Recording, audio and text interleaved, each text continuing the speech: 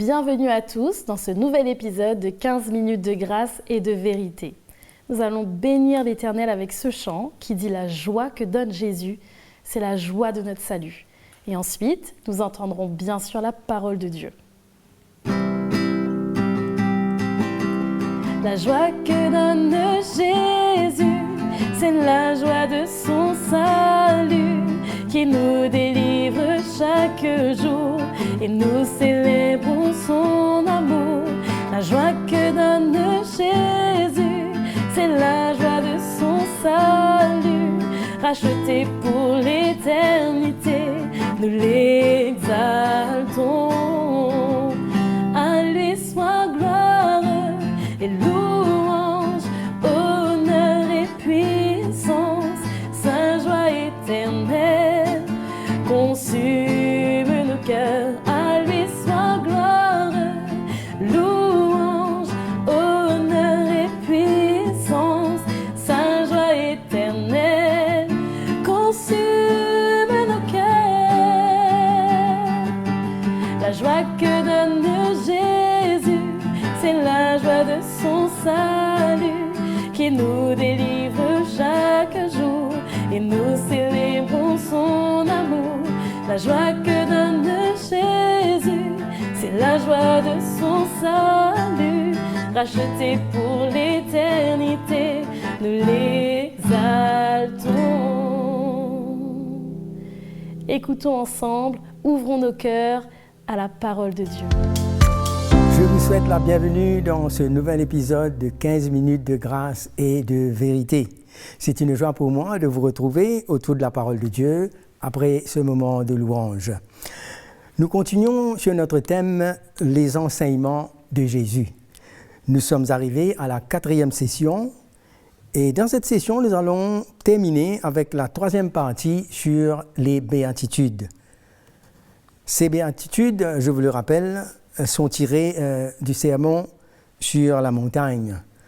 Dans Matthieu, le chapitre 5, le verset 1 à 12, nous voyons les bonnes attitudes que portent les disciples dans le royaume de Dieu et les bénédictions qui les suivent. Nous lisons dans l'évangile de Matthieu, chapitre 5, les versets 9 à 12, et là nous voyons, il nous dit « Heureux les pacifiques, heureux ceux qui sont persécutés, heureux lorsqu'on vous outragera, réjouissez-vous et soyez dans l'allégresse. » Nous commençons avec le verset 9. « Heureux les pacifiques, car ils seront appelés enfants de Dieu. » Il y a d'autres versions qui nous disent « Heureux ceux qui procurent la paix, car ils seront appelés fils de Dieu. » Le message de l'Évangile, c'est un message de paix. L'apôtre Paul, dans Romains, nous dit que nous sommes justifiés par la foi et que nous avons la paix avec Dieu par notre Seigneur Jésus-Christ. Et le prophète Ésaïe, dans le chapitre 53, verset 5, nous dit que le châtiment qui nous donne la paix est tombé sur lui et c'est par ses meurtrissures que nous sommes guéris. Il nous parle ici de la guérison divine, mais il nous parle certainement de la guérison intérieure, pour qu'on puisse avoir la paix du cœur. Nous sommes guéris, lavés de notre péché, et donc la liberté, c'est d'être délivrés du péché et de goûter à cette paix divine qui nous rend capables de la partager avec les autres. Le monde ne connaît pas cette paix.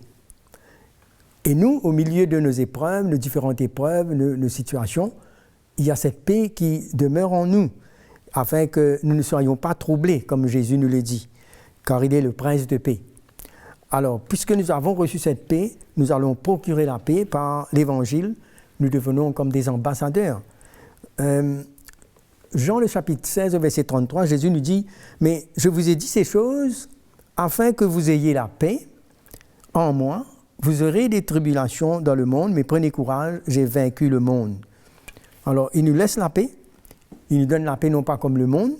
Et alors, c'est avec cette paix, réconciliée avec Dieu, nous pouvons traverser nos situations et en même temps avoir cette attitude dans le royaume où nous pouvons transmettre cette paix qui nous est donnée à travers le sacrifice de Jésus. Et puis il nous dit, mais soyez Romains, Paul nous dit dans Romains 12, 8, soyez en paix avec tous les hommes autant que possible. Donc, ce n'est pas à nous de faire notre propre justice et de régler nos situations, mais il y a une paix que Dieu nous donne et nous pouvons, comme des ambassadeurs, procurer la paix autour de nous. Et là, Jésus poursuit dans son enseignement sur les béatitudes. Au verset 10, il nous dit « Heureux ceux qui sont persécutés pour la justice, car le royaume des cieux est à eux. » Alors là, après avoir parlé sur les attitudes, il nous parle maintenant aussi quand nous faisons face à l'opposition. Il y a une souffrance, il y a un prix quand on suit le Seigneur. Et l'apôtre Paul aussi dit à Timothée que tous ceux qui veulent vivre pieusement en Jésus-Christ seront persécutés. Cela se trouve dans 2 Timothée, le chapitre 3, au verset 12. Ce qui fait que la persécution forme partie de notre marche avec le Seigneur, l'adversité. Et cela arrive, pourquoi ? Parce qu'on marche selon la justice. Il nous dit ceux qui sont persécutés pour la justice. C'est-à-dire que c'est une vie juste qui dénonce l'injustice et l'hypocrisie du monde, tout ce qui est mal. Et de par le comportement dans le royaume, ça attire la confrontation, la persécution. Mais nous devons avoir une bonne attitude parce que cela forme partie de notre vie chrétienne. Et nous avons l'assurance que quand nous souffrons pour la justice, ce n'est pas vain parce qu'il y a une récompense. Et le Seigneur nous accompagne et l'apôtre Paul nous dit aux Philippiens, dans le chapitre 1er au verset 9, « Car il vous a été fait grâce par rapport à Christ, non seulement de croire en lui, mais encore de souffrir pour lui. » Dans ce monde de compromis où nous vivons, dans les ténèbres, dans le péché, lorsque le chrétien veut vivre selon l'Évangile, cela va attirer l'opposition. Il y en a qui seront confrontés et donc ça va attirer pas mal de critiques, d'adversité, mais le Seigneur nous dit heureux parce que quand on souffre pour la justice et qu'on marche et qu'on porte sa croix, il y a une grande récompense. Et nous allons continuer concernant le royaume de Dieu, concernant ces choses qui nous accompagnent et notre attitude. Et dans le verset 11, il nous dit « Heureux serez-vous lorsqu'on vous outragera. »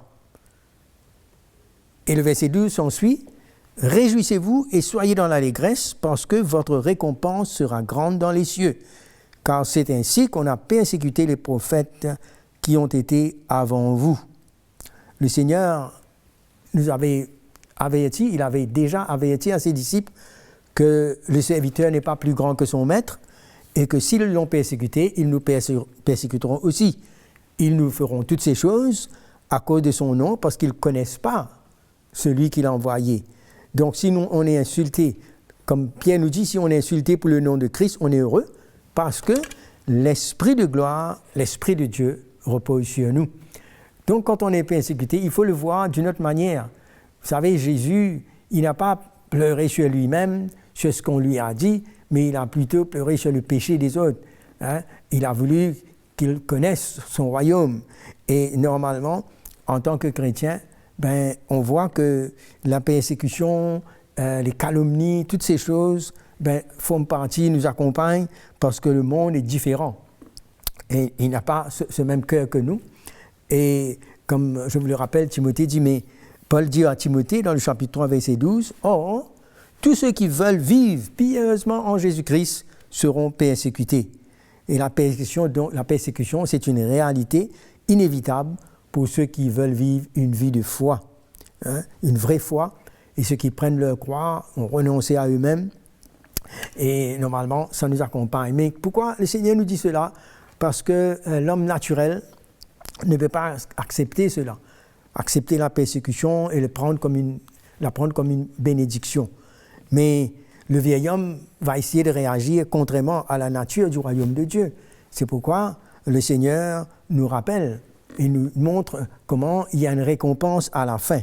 Donc, dans le royaume de Dieu, les enfants de Dieu, nous sommes appelés au renouvellement de notre intelligence pour ne pas agir par nos émotions, mais de voir les choses dans l'esprit.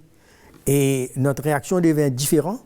Et le monde, eux, ils nous regardent comme étant faibles, mais c'est la force du caractère de Jésus en nous qui nous donne de pouvoir faire face à la persécution. Le Seigneur nous prépare pour cela. Il nous montre la récompense.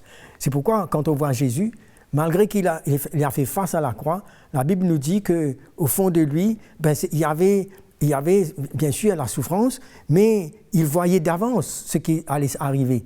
Et c'est avec joie, c'est volontairement qu'il est allé donner sa vie, parce qu'il voyait déjà le salut qu'il allait venir pour nous racheter, pour nous donner la vie dans le royaume.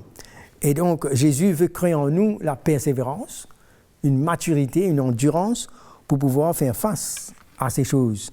Jean 15, verset 18, il nous dit « Si le monde vous hait, sachez qu'il m'a haï avant vous. Si vous étiez du monde, le monde aimerait ce qui est à lui.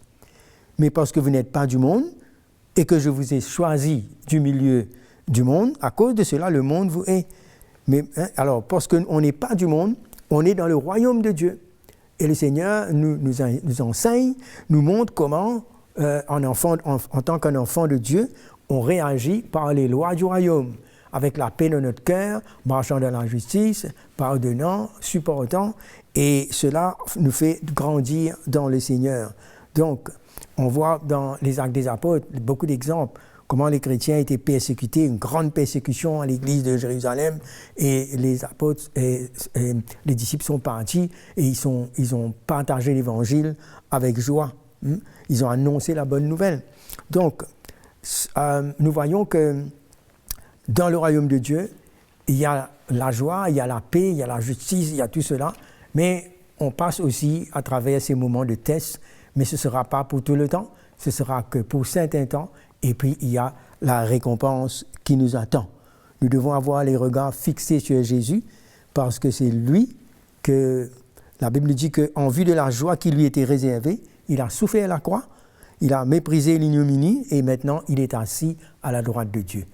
Et donc, nous aussi, nous traversons ce chemin avec la grâce de Dieu, avec le renouvellement de notre intelligence et il y a une œuvre de l'Esprit qui est construite en nous pour nous emmener à faire face à tout cela et grandir et être stable et tenir jusqu'au bout, comme nous voyons les exemples dans les Actes des Apôtres. Voilà, donc nous sommes arrivés presque à la fin de cet épisode et je prie que le Seigneur vous encourage, nous tous qui passons dans les moments d'épreuve, de persécution, d'adversité, allons regarder non seulement à ces choses, mais regardons à la récompense qui nous est réservée. Que le Seigneur vous bénisse, je vous retrouve très bientôt. Nous avons tellement été bénis, encouragés, éclairés par cette session de 15 minutes de grâce et de vérité. Likez la vidéo, partagez à vos amis, à vos proches pour les bénir également. Je vous invite aussi à nous écrire si vous le souhaitez à l'adresse qui s'affiche juste en bas de votre écran et nous pourrons vous lire, répondre éventuellement à vos questions. Que le Seigneur vous garde et vous bénisse. À bientôt.